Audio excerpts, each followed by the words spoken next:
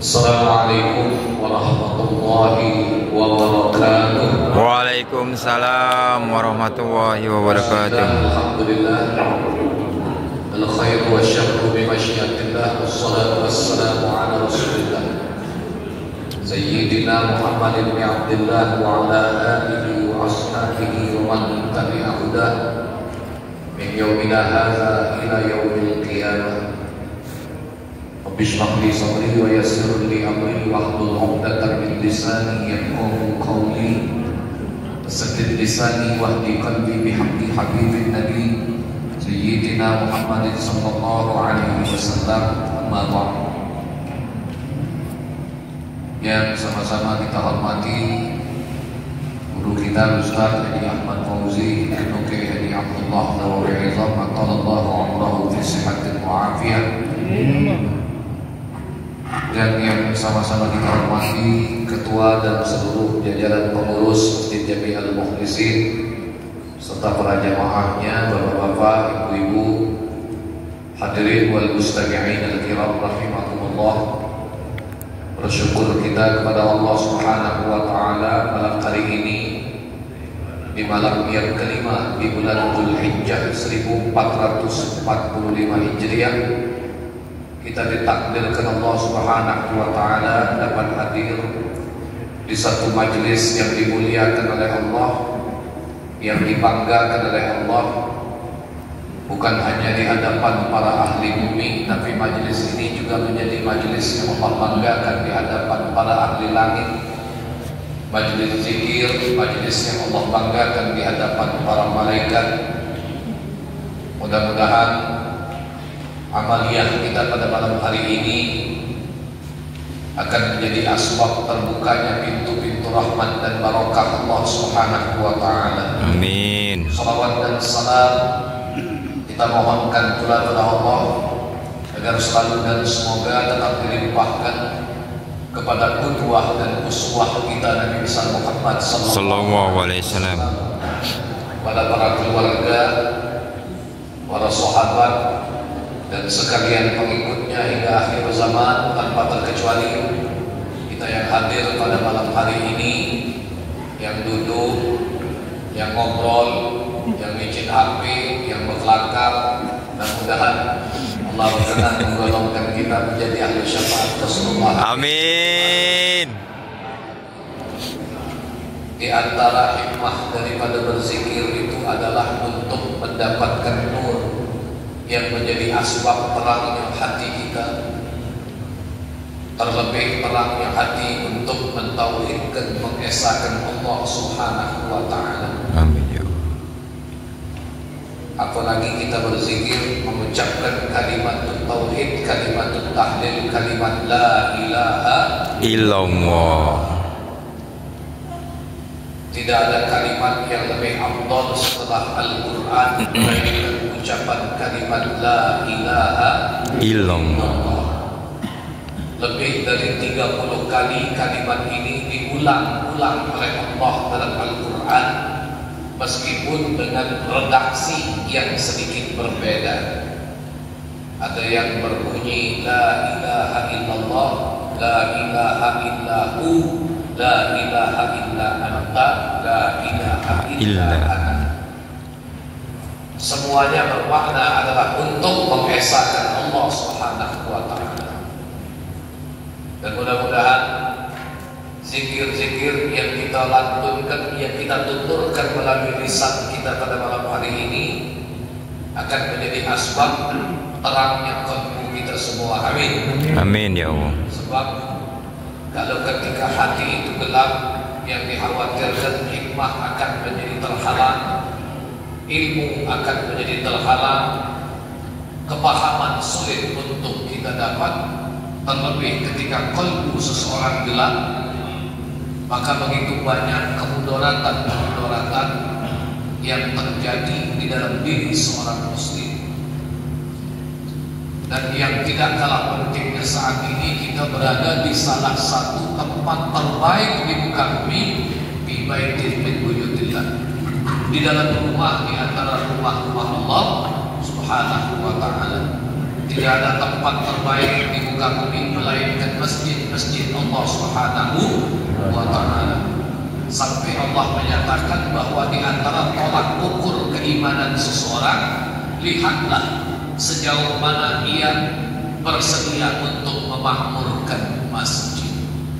Semakin banyak intensitas ibadah seseorang di masjid, ini menunjukkan bagaimana kualitas keimanan seseorang di hadapan Allah Subhanahu wa Ta'ala. Bapak Ibu hadirin sekalian, orang yang ahli masjid yakin dan percayalah hidupnya tidak bakal rugi. Yang ahli masjid hidupnya tidak bakal rugi. Dari hidup sampai mati insya Allah tidak bakal rugi. Begitu meninggal dunia baru diumumkan di Masjid Jami Al-Mukhlisin, disebut namanya wafat.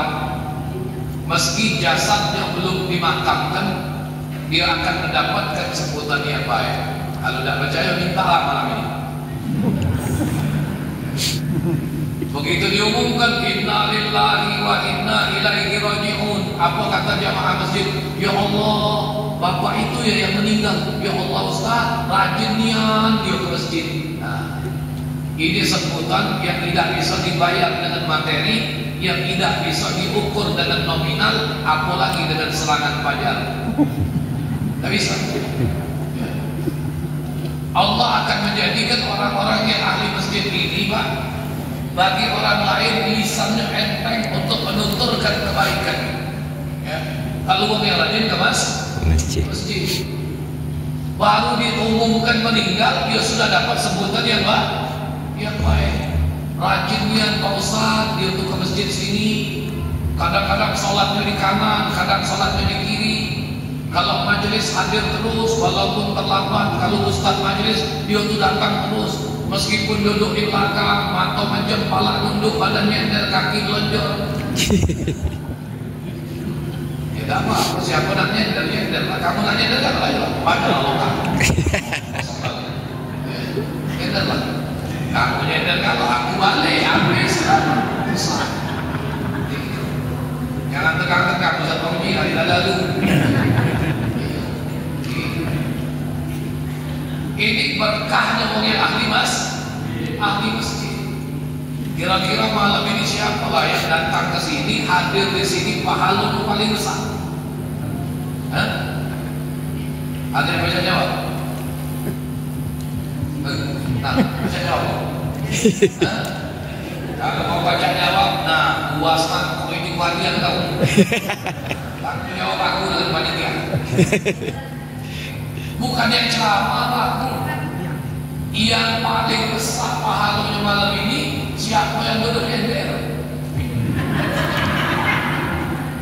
Nah, kocak itu besar.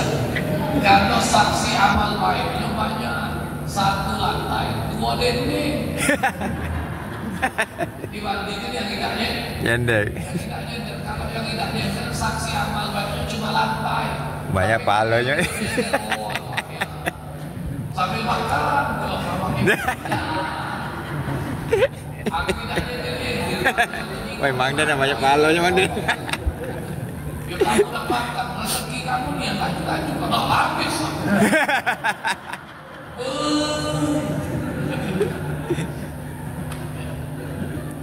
Rezeki ini boleh lah.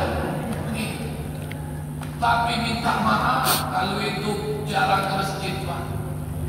Walau 3 kali sehari, Mang, diumumkan di Masjid Jami Al-Mukhlisin, jamaah saling cuil. Saya mau tinggal. Itu masjid. Ya Allah, ala kerjaan nasi. Sebanyak jamaah masjid ngomong ke dia, tak pernah ke masjid. Nah ini berkah. Oh yang rajin ke masjid. Apalagi ke masjid, dia isi dengan majelis zikir. Insya Allah ini menjadi asbab hati kita menjadi terang. Insya Allah dengan berzikir, mudah-mudahan kalbu kita mendapatkan ketenangan. Ini janji Allah, Pak. Ala bizikrillah tatmainnul qulub.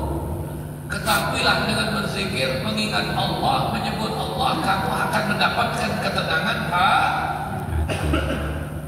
Makanya mudah-mudahan kita minta kepada Allah agar kita diberikan keistiqomahan hadir di majelis-majelis zikir, majelis-majelis maulid, majelis yang baik seperti ini. Amin. Amin. Janji. Iya nako. Iya. Janji matanya macam belai. Sebab kalau kita sudah asing dengan majelis-majelis zikir, salah menempatkan diri dalam pergaulan, inilah yang pada akhirnya akan menjadikan qalbu kita menjadi gelap. Hadirin sekalian, dalam sebuah hadis Rasul sallallahu alaihi wasallam menyatakan, arba'atun min julmatil qalbi, ada 4 kata Rasulullah yang menjadikan kegelapan di dalam hati. Nih, ada apa yang pertama yang menjadikan qalbu menjadi gelap? Batnun syab'anun min ghairi mubalat, perut yang selalu kenyang tanpa ada batasan.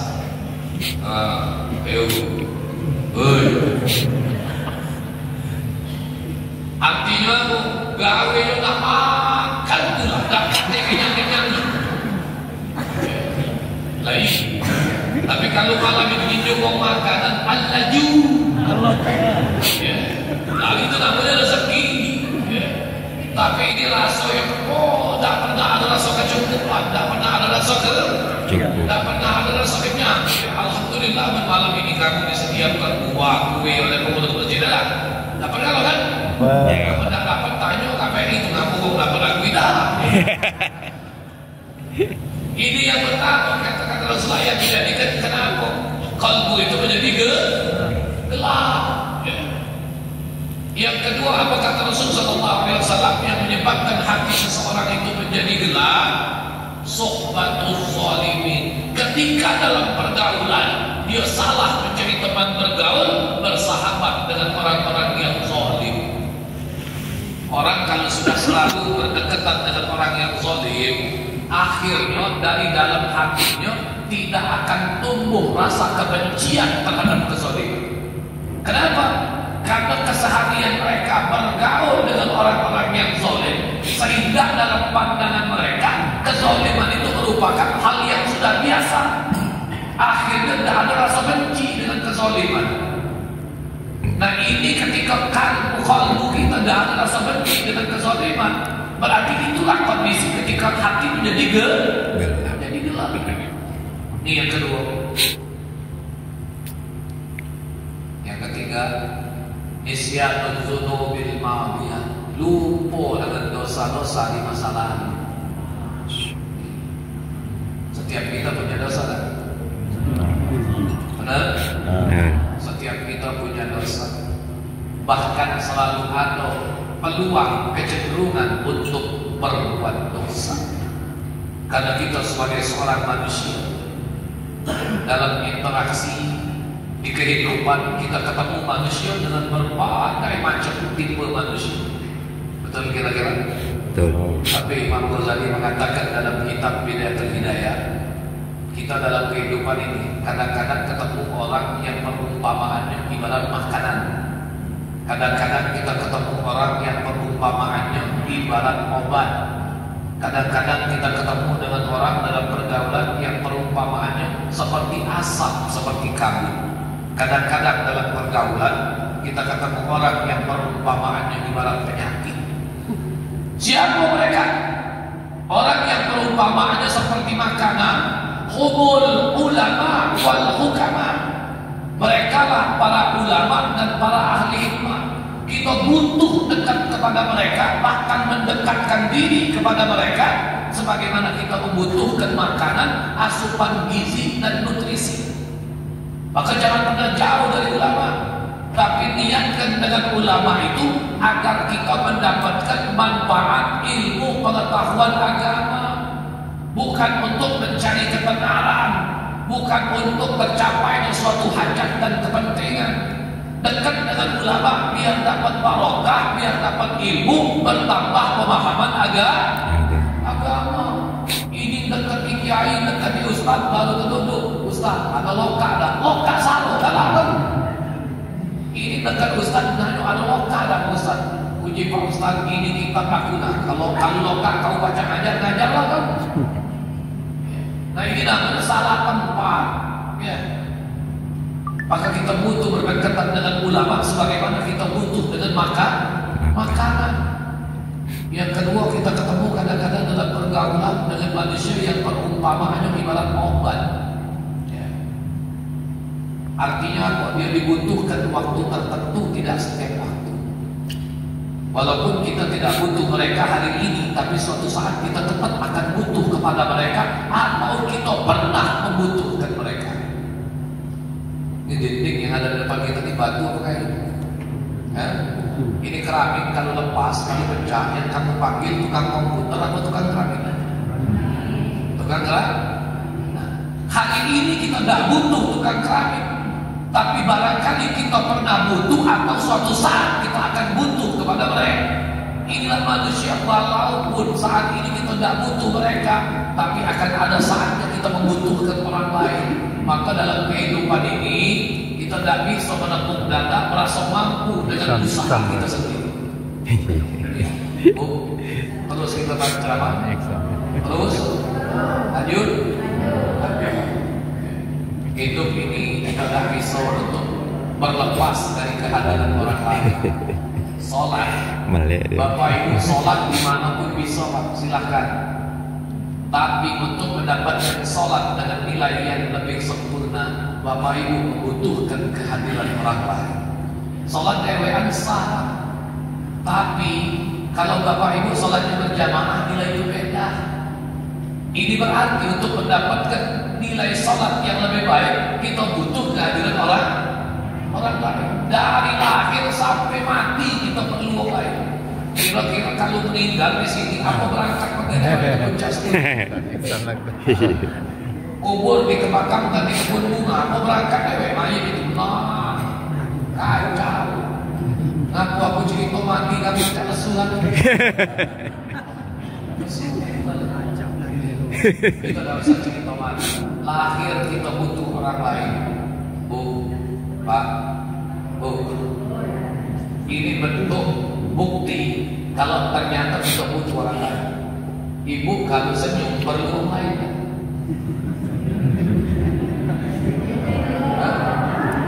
Ente kalau senyum butuh perlu orang lain. Perlu. Kalau senyum lewat. Gila.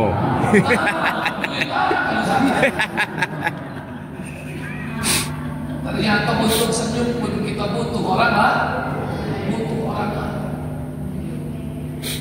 Dan kadang-kadang dalam kehidupan kita ketemu perumpamaan manusia ibarat kabut, seperti asap.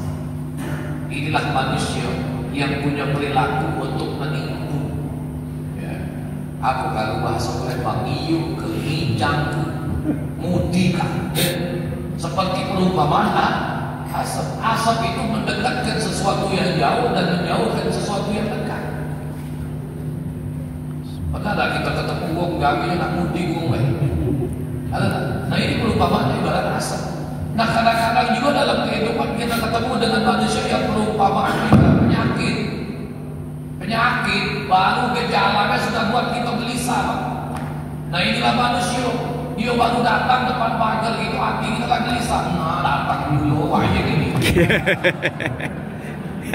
Ibarat orang yang khawatir bahkan kenapa penyakit? Padahal belum tentu. Ya, maka itu kita tidak bisa memburuk sangka dengan orang lain. Jadi itu ini nikmati belah. Ketemu kita dalam pergaulan wong yang perumpamaannya ibarat makanan, alhamdulillah. Ketemu wong yang perumpamaannya ibarat obat, alhamdulillah. Ketemu wong yang perumpamaannya ibarat asap kabut, alhamdulillah. Ketemu wong yang perumpamaannya ibarat penyakit, alhamdulillah. Udah lama banget. Alhamdulillah juga jalan innalillah. Ya. Semuanya menjadi etibar dan tamsil dalam kehidupan kita. Untuk apa? Untuk belajar bercermin dari kondisi orang lain yang baik, untuk jadi tolak ukur apakah kita sudah lebih baik dari mereka. Yang buruk jangan pernah dihujat, karena bisa jadi kita lebih buruk daripada mereka. Yang keempat dulu jujur tahu yang jadikan kalbu itu gelap apa? tulul amal.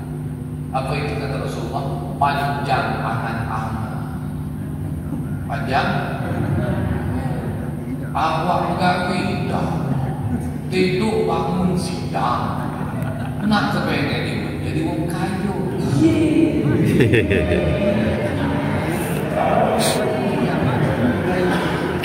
Ada tak orang kayu? Ada. Banyak.